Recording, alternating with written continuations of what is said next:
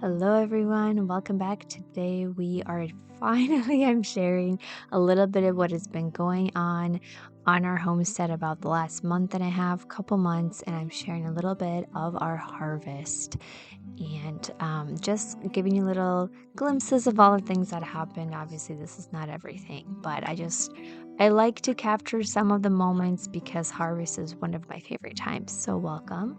Hope you enjoyed this video today. I wanted to first just share some of the things that kind of came to fruition. One of the things is we had a lot of these, I believe they're called cherry plums. We've mentioned, I think, a couple times that we have an orchard on our property, and these were definitely in full swing. So I wanted to figure out some things to do with them that we actually kind of came around to this year because we didn't get to last year. And another thing is also these beautiful peaches.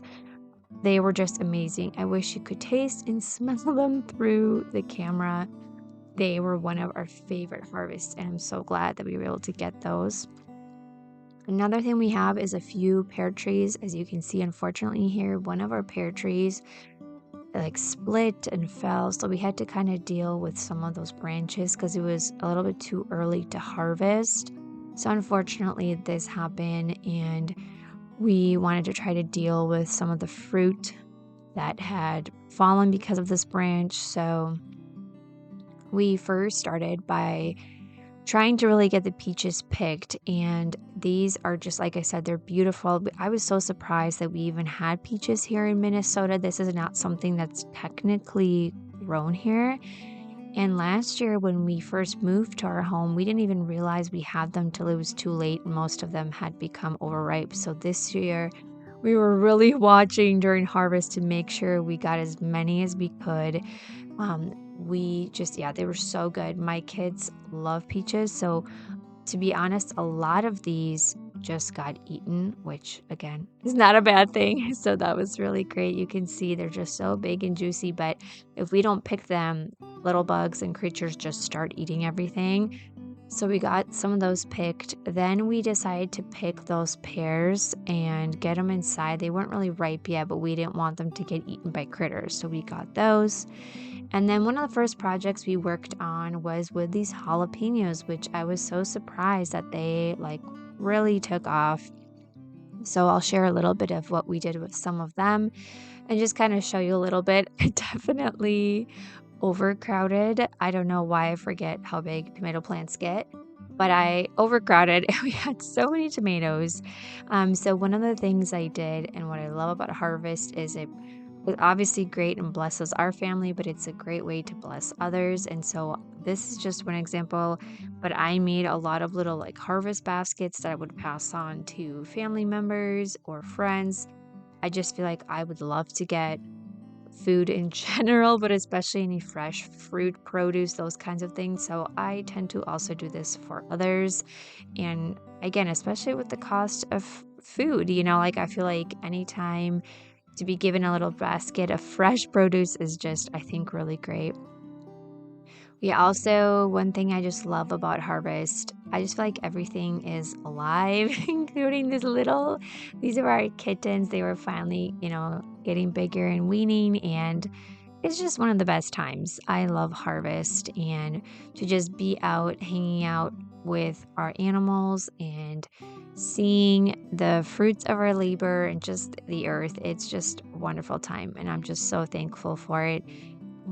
And I think also this year too, I feel we're a little bit more settled.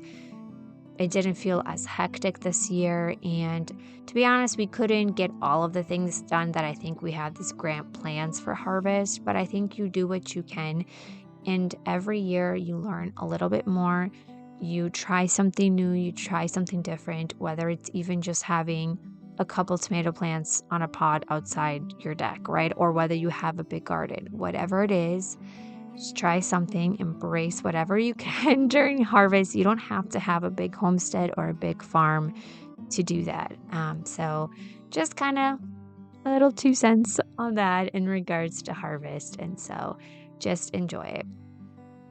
So with those beautiful jalapenos, to be honest, we don't eat a lot of jalapenos, but I just wanted to preserve a few and I wanted to can them.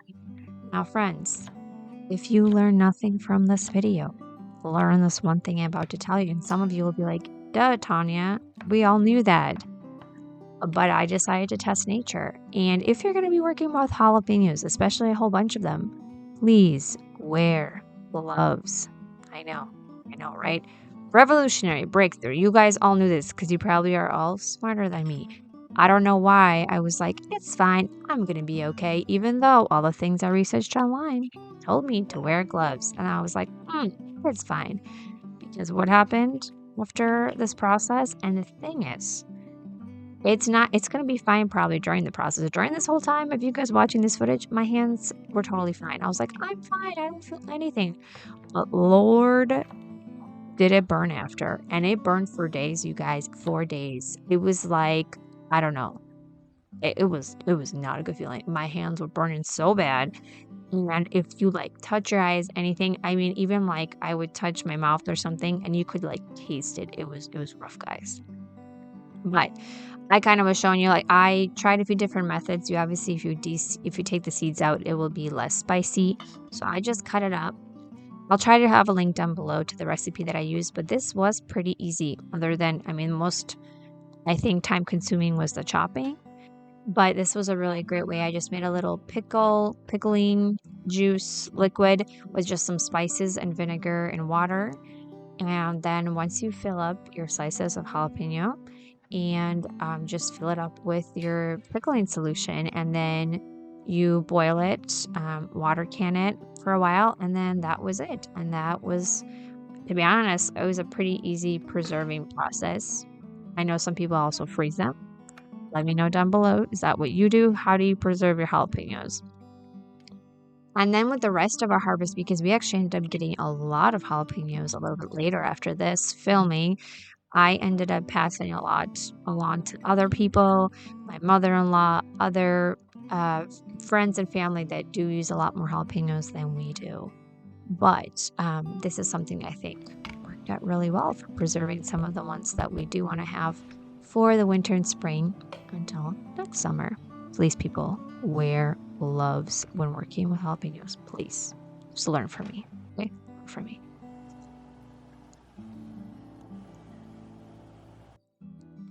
Then the other exciting thing is corn. And this was my first year also finally getting a chance to preserve it. This was round one. We had a second round as well.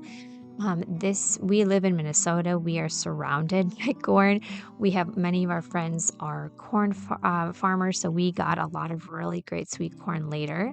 And so this was my first time trying this process. My husband and I, we have a bunch of frozen corn now in our deep freezer for the winter. But the process that I did, and again, I don't claim to be an expert, so I'm sorry if I'm doing it wrong, but this is just me sharing. I ended up blanching the corn for about 3 minutes and then putting it in some ice water and kind of have a little station going, I think, to be ready. Like I said, we also did this later with my husband and I. We had a big giant bag of corn that we got from our friends from their farm, and they just said, here, go wild, take as much corn as you want. So we took a giant bag and we did this process for like one evening. But so it's definitely easier if you can do it in a group. But this day I was doing a smaller batch by myself, and it still went great. So once you take it out of the cold water, kind of stops the cooking process. You don't want to blanch them for too long so they don't get super mushy. You can jam out to some music, enjoy the process also, right? Don't make it stressful and just enjoy the process. So then just get the corn off. Shucking? Shuck the corn off? Is that the word? I don't know. Cut off the corn. Get it off the cob. I've heard of some people saying they freeze it on the cob, but from what I gather, people usually remove it because it can affect the texture. Again, let me know. What do you do something different? Do you just freeze yours on the corn? on the cob, or what do you do? I don't know. And then after that, I used our food saver, which was a new addition last year, and we have been trying to use it a little bit more this year. And I make my own bags. I just get a roll. I recommend doing that. It's more affordable as well than trying to buy the already like prepared bags. I just buy a roll and make my own bags. And this is again where it's up to you what size and how much you want to do. If you want a certain amount of cups, etc. And I just kind of again just tried to see. These were my first you guys get to see how my first round of preserving corn went. So, and these are really great because once again it's frozen and I do the packaging and you freeze them. You can have it all winter long. You can pull them out. I use a lot for like chilies, for different soups, even just as a side. So this first bag that I did, I sucked out the air, so vacuum sealed it and then sealed the bag. And again, someone please let me know. I'm no expert. I don't think this has affected. I was a little startled because it definitely shrinks down and smushes it. I don't think it has been affecting the textures. I still have to try a couple more bags. We haven't been eating too much corn right now. Um, but I think it should be fine. Again, please let me know. Do you vacuum seal it and like seal the bag? Or you can see in a little bit, I tried one bag where I just ended up just sealing the bag and not sucking the air out. So the corn is not as smushed, if that makes sense. So I don't know. We're learning. We're learning as we're going. If there is some sort of certain more proper method, for sure, please let me know. But we kind of tried both. I think honestly, both were fine. And we're going with it. But yeah, you can see it's not definitely like not as smushed or flat because I didn't suck the air out of that one. On a side note though, definitely like recommend a sealer if you can. Have used this so much during harvest. So for so many other food items as well. So if you can get it, I recommend. One of the other things that I also did was that we used a lot of our plums that I mentioned, and I used them when I could fresh. I made a lot of juices. So here you can see I'm going to show you. We made kompot. It's a Ukrainian fruit drink. We also just froze so many. Hopefully in an upcoming video, I can do maybe a little tour of our deep freezer and kind of talk about that. But we ended up freezing so many peaches and so many plums that we have been using now and are planning for the winter. Again, mainly for a lot of juices. I know there's ways to use these plums for jams, but they are just so tiny and they're really sweet on the inside, but it was just really hard to get all that flesh and everything. So, you find what you can in different ways to use whatever your harvest items are.